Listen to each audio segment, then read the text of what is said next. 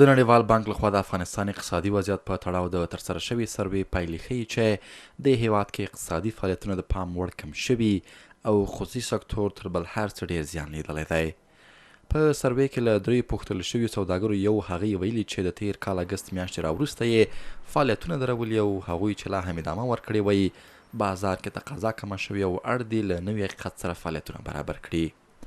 د سروې پایلې ښیي چې په دې موده کې 38% کوچني شرکتونه، 25% منځني شرکتونه او 15% لوی شرکتونه د لنډ مهال لپاره تړل شوي دي.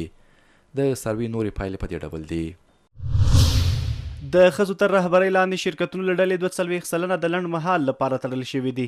82% هغه شرکتونه چې په سروې کې ونډه اخیستې ویلي دي چې بازار کې تقاضا کمه ده او له امله د دوی فعالیتونه ټکني شوي دي. د کرنیزو محصولاتو سوداګري په دې موده کې یا نه دي ځپل شوي او یا هم لږ تر اغیز لاندې راغلي دي.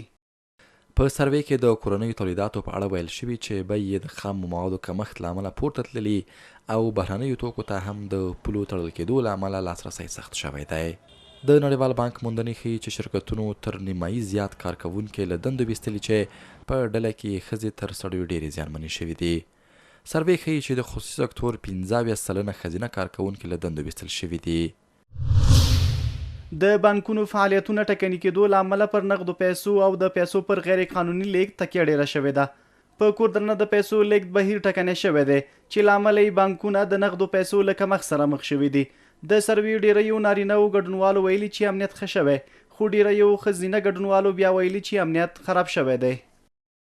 نړیوال بانک وایي د افغانستان ډیری شرکتونه اوس د هیواد راتلونکي وضعیت ته په تمه دي ترڅو پر بنسټ یې د خپل کاروبار برخلیک وټاکي، په داسې حال کې چې ځینې نور بیا اړ شوي چې په چورلټ ډول له مارکیټ څخه بهر شي.